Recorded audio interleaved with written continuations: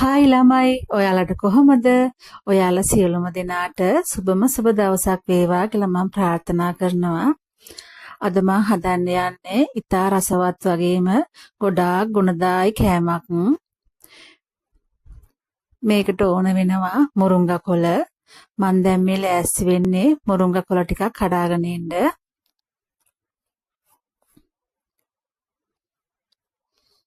මුරුංගා කොළ කන්න ළමයි ගොඩාක් අකමැතිනේ. අපේ ළමයිනුත් එහෙම තමයි මුරුංගා කොළ කන්න ගොඩක් අකමැති. මැල්ලුම් කිව්වොත් කොහොමත් කන්නේ මේ අකමැති යාලා. මං ඒකෙහින්දා එයාලට මුරුංගා කොළ කවන්න යොදාගත්තු ක්‍රමයක් තමයි මේක. ඔයාලත් කරලා බලන්න. මේකට ලොකු මහන්සියක් වෙන්න ඕනේ. වැඩි කාලයක් යන්නෙත් නැහැ මේකට. මගේ වීඩියෝ හොඳයි කියලා ඔයාලා හිතනවා නම් මගේ channel එක subscribe කරන්න, comment කරන්න, share කරන්න.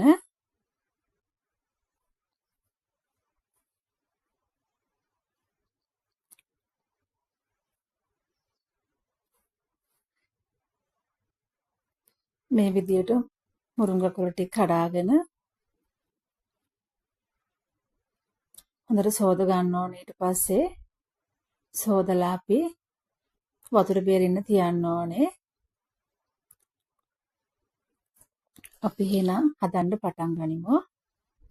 මම ඉස්සෙල්ලාම කරන්නේ බිත්තරයක් කඩලා භාජනයට දාගන්නවා. ඔයාලට කොළ ගොඩක් තියෙනවා නම් බිත්තර දෙකක් වුණත් දාගත්තට කමක් නැහැ. මට මේ මුරුංගා කොළ මං චුට්ටයි කඩාගත්තේ. ඒ හින්දා මං එක බිත්තරයයි දාගත්තේ. ඊට පස්සේ මං ඒකට ලුණු චුට්ටක් දාගත්තා. දාගෙන හොඳට මික්ස් කරා. මේකට පාන් පිටි જાති හැම කලවම් කරන්න යන්න එපා ළමයි. එතකොට මේකේ තියෙන ගුණේ නැති වෙනවා. බොරුවට අපි ඒව කලවම් කරන්න ඕනේ නැහැනේ. මුරුංගා කියන්නේ ඉතා ගුණවත් කෑමක්නේ.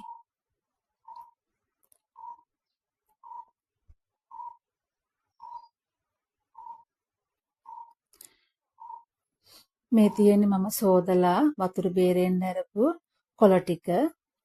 දැන් මේ ටික මම ලොකු කැබලි වලට කඩා ගන්න තමයි ලෑස්ති වෙන්නේ.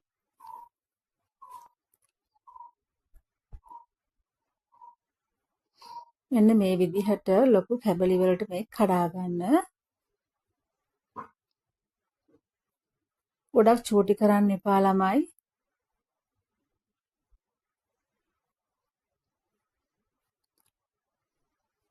ගොඩක් ලොකු වෙච්ච තරමට අපිට ඉක්මනින් බැද ගන්න පුළුවන්.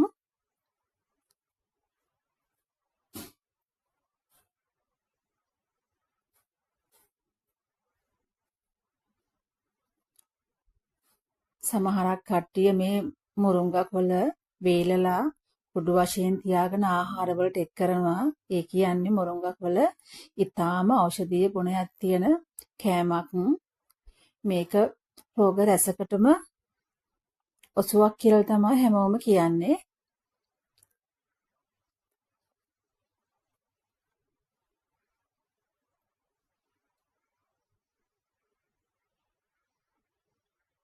පොඩි වගේ අතු තියනවා නම් ඒක එහෙම ඒ විදිහටම දාගන්න. කෑලි වලට කඩන්න ඕනේ නැහැ. ඊට පස්සේ මම මේ විදිහට භාජනයක් ලිපේ තියලා රත් වුණාට පස්සේ තෙල් ටිකක් දාගන්නවා.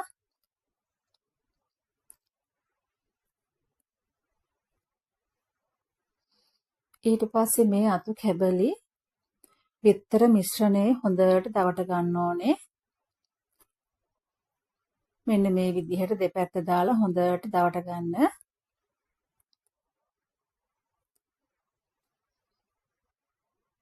ඊට පස්සේ බැදගමු.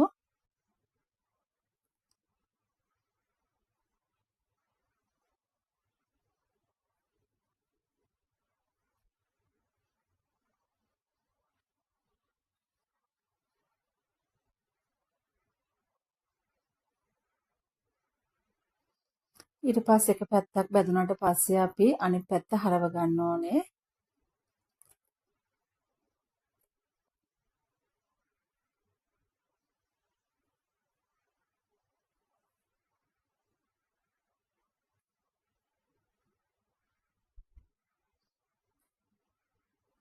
ඔයාලගේ භාජනයේ ලොකුවට ඉඩපාඩු තියෙනවා නම් අපට අතු කැබලි 2-3ක් වුණත් දාගන්න පුළුවන්. ඊට පස්සේ හොඳින් තෙල් බෙරෙන්න ඇරලා අපි ටිෂු එකකට දාගන්නවා.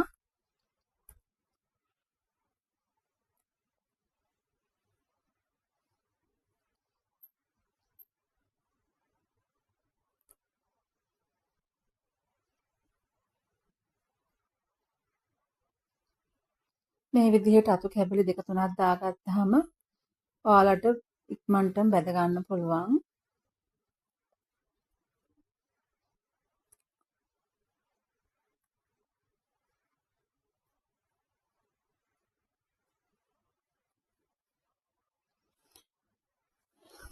මේ විදිහට මං ඔක්කොම මුරුංගා කොළ ටික බැද ගන්නවා.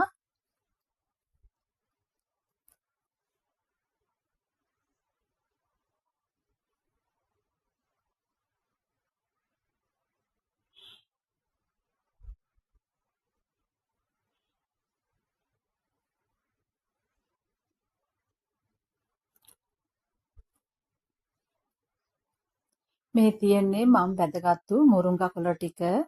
මේක හරිම ක්‍රිස්පියට තියෙනවා. ඔයාලත් හදලා බලන්න. හරිම රසයි මේක. ළමයිට වගේම අපටත් කන්න ආස හිතෙනවා. මේක අපට පපඩම් වෙනුවට භාවිතා කරන්න පුළුවන්.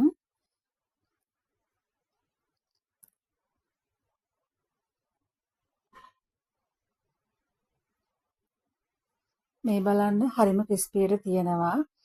පපඩමක් බදින වෙලාවේ අපි මේක බැදගත්තා නම් ළමයිට ඉතාම ගුණවත් වගේම රසවත්. ඔයාලත් හදලා බලන්න. හදලා මට රසද කියලා මට කමෙන්ට් එකක් දාන්න. මගේ වීඩියෝ හොඳයි කියලා හිතනවා නම් සබ්ස්ක්‍රයිබ් කරන්න, කමෙන්ට් කරන්න, ෂෙයා කරන්න. ඔයාලා සියලුම දෙනාට සුබම සුබ දවසක් වේවා කියලා මම ප්‍රාර්ථනා කරනවා. තෙරුවන් සරණයි.